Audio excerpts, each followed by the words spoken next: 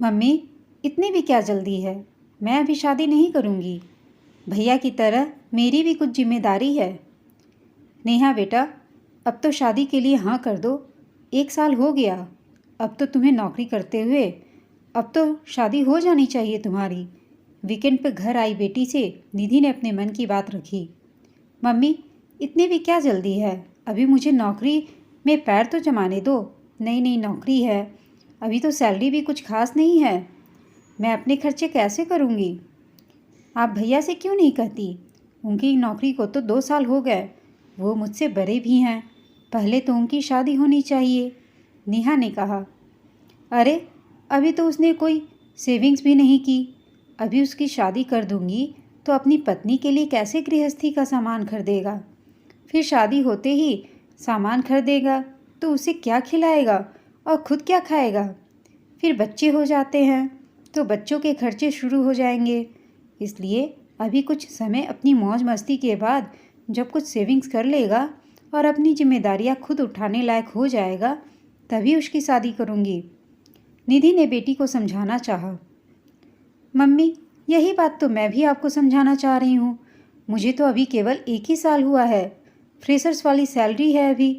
इतनी कम सैलरी में क्या खुद खाऊंगी और क्या अपने पति को खिलाऊंगी और क्या घर के लिए अपनी पसंद का सामान खरीद पाऊंगी? फिर घर वालों को बच्चे की बेचैनी लग जाती है तो मुझे नौकरी से छुट्टी लेनी पड़ेगी। मेरा तो कैरियर शुरू होने से पहले ही खत्म हो जाएगा। ना बाबा ना, जब भैया अभी अपने परिवार का खर्चा उठाने में असमर्थ है तो मैं कैसे शादी कर सकती हूँ? नेहा झुंझलाहट के साथ बोल पड़ी। बेटी की बात सुनकर निधि हंसी। अरे बेटा, वो तो लड़का है।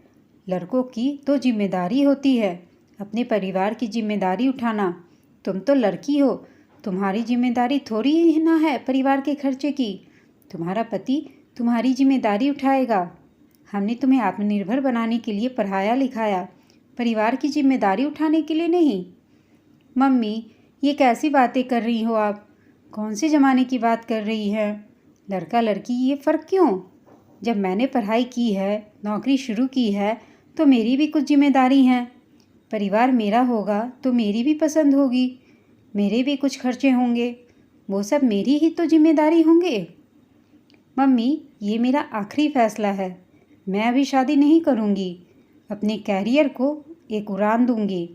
जब मुझे लगेगा कि मैं अपने परिवार के खर्चे उठाने लायक हूँ, तभी मैं शादी करूँगी। भैया और मुझ में कोई फ़र्क नहीं है। आज के समय में लड़का और लड़की में कोई फ़र्क नहीं है। लड़कियाँ कदम से कदम मिलाकर तभी चल सकती हैं जब उन्हें बात बात पर लड़की होने का एहसास ना कराया जाए। जब लड़कियों को बराबरी का दर्जा दिया है तो बराबरी की दुनिया भी तो बसने दो। कहकर नेहा उठकर अपने कमरे में चली गई।